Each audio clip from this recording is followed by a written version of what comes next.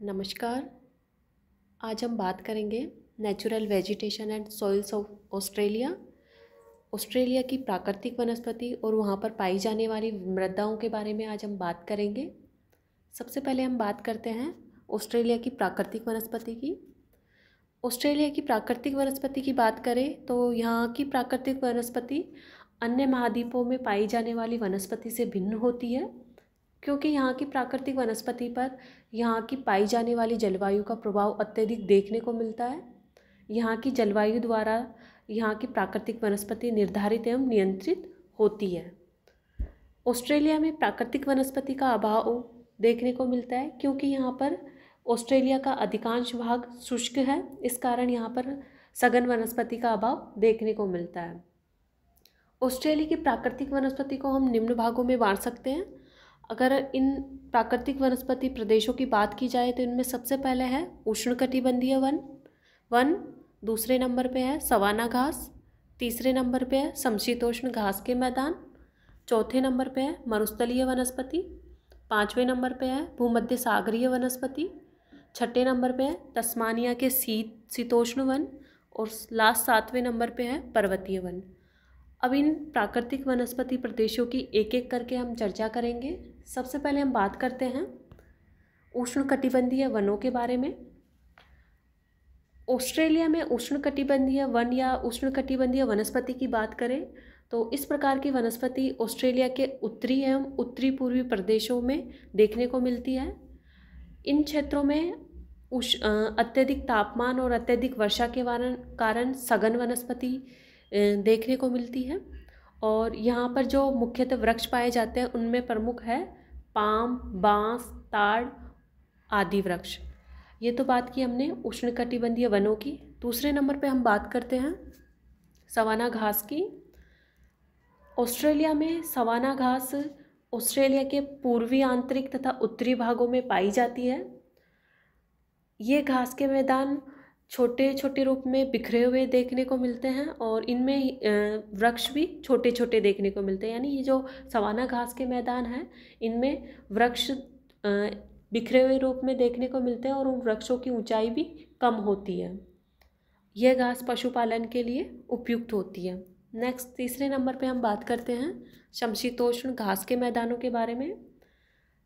Australia में समशीतोष्ण घास के मैदानों को डाउन्स घास के मैदान के नाम से भी जाना जाता है।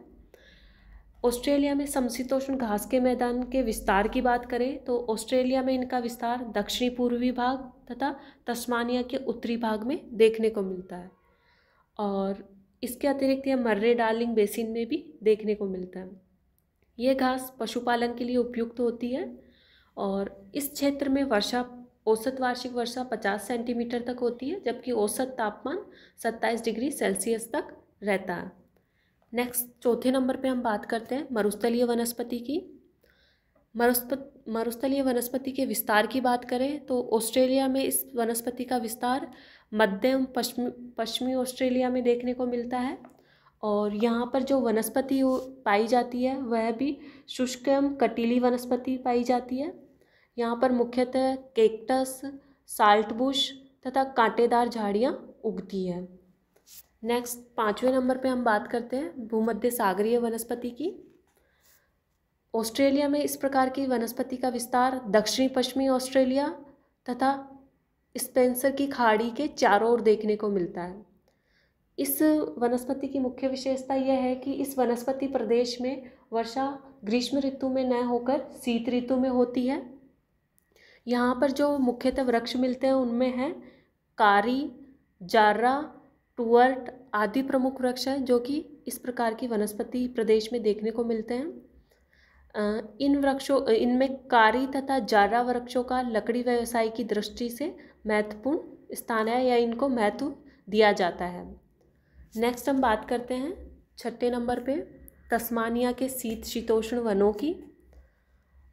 ऑस्ट्रेलिया में इस प्रकार के वनों का विस्तार न्यू साउथ वेल्स तथा विक्टोरिया तथा तस्मानिया में देखने को मिलता है। यानी कि ऑस्ट्रेलिया के न्यू साउथ वेल्स, तस्मानिया तथा विक्टोरिया में शीतोष्ण वनस्पति देखने को मिलती है।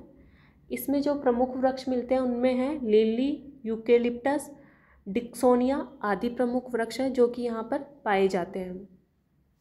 नेक्स्ट लास्ट हम बात करते हैं 7वें नंबर पे पर्वतीय वनों की।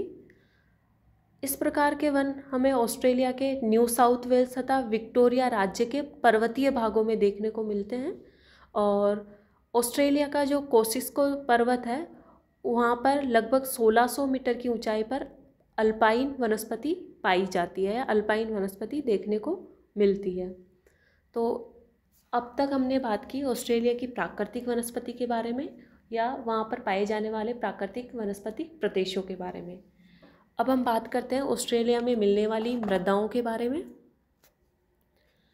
ऑस्ट्रेलिया में जो मृदाएं पाई जाती है उन मृदाओं पर वहाँ की जलवायु, वनस्पति, मूल चट्टानों और धरातल आदि का प्रभाव देखने को मिलता है। ऑस्ट्रेलिया में मिलने वाली मृदाओं की बात करें तो वहाँ पर मुख्यतः जो मृदाएं मिलती हैं उनमें प्रमुख है पोडजोल मिट्टी, काली मिट्टी, भूरी मिट्टी, चेस्टनट मिट्टी, लेटेराइट मिट्टी और मरुस्थलीय मिट्टी। ये मृदाएं ऑस्ट्रेलिया में पाई जाती है। अब एक एक करके हम इनके बारे में बात करते हैं। सबसे पहले हम बात करते हैं पोडजोल मिट्टी के बारे में। ऑस्ट्रेलिया में पोडजोल मिट्टी का विस्तार हमें पश्चिमी तटीय क्षेत्र, पूर्वी क्षेत्र और दक्षिणी पूर्वी क्षेत्रों में देखने को मिलता है। यानी ऑस्ट्रेलिया का जो उत्तरी पश्चिमी तटीय क्षेत्र, पूर्वी तटीय क्षेत्र और दक्षिणी पूर्वी क्षेत्र है वहाँ पर पोडजोल मिट्टी मिलती है। दूसरे नंबर पे हम बात करते हैं काली मिट्टी की। काली मिट्टी ऑस्ट्रेलिया में न्यू साउथ वेल्स तथा दक्षिणी क्वींसलैंड वाले क्षेत्रों में देखने को मिलती है। इसका रंग काला होता है और ये कृषि के लिए उपयुक्त होती है। नेक्स्ट हम बात करते हैं तीसरे नंबर पे भूरी मिट्टी की। इस मिट्टी का विस्तार ऑस्ट्रेलिया में ऑर्टिजन बेसिन और डार्लिंग बेसिन में देखने को मिलता है। यह मिट्टी उर्वर होती है और इसकी संरचना बलुई या दोमट होती है। यह मिट्टी भी कृषि के लिए उपयुक्त होती है। नेक्स्ट हम बात करते हैं चौथे नंबर पर चेस्टनट मिट्टी की। इस प्रकार की मिट्टी का विस्तार ऑस्ट्रेलिया में न्यू साउथ वेल्स के पर्वतीय ढालों पर और विक्टोरिया की घाटी में देखने को मिलता है। इस मिट्टी को चरनोजम मरुस्थलीय मिट्टी भी कहा जाता है और यह मिट्टी अर्धशुष्क मरुस्थलीय क्षेत्रों में पाई जाती है। नेक्स्ट हम बात करते हैं लेटेराइट मिट्टी की। ऑस्ट्रेलिया में लेटेराइट मिट्टी का विस्तार उत्तरी ऑस्ट्रेलिया के प्रायद्वीपीय भागों में देखने को मिलता है और इस मिट्टी में घनी वनस्पति या सघन वनस्पति देखने को मिलती है या उसका विकास होता है और इसमें लोहा तथा एल्यूमिनियम की मात्रा अधिक होती है। लास्ट हम बात करते हैं मरुस्थलीय मिट्टी के बारे में। यह मिट्टी ऑस्ट्रेलिया के पश्चिमी एवं मध्य भाग में देखने को मिलती है। यानी जो ऑस्ट्रेलिया का पश्चिमी और मध्य भाग जो कि मरुस्थलीय भाग है उन क्षेत्रों में इस मिट्टी का विकास हुआ है या उन क्षेत्रों में यह मिट्टी देखने को मिलती है। तो आज के वीडियो में हमने बात की ऑस्ट्रेलिया की प्राकृतिक वनस्पति और ऑस्ट्रेलिया की मृदाओं के बारे में। आज के वीडियो में इतना ही। Thank you.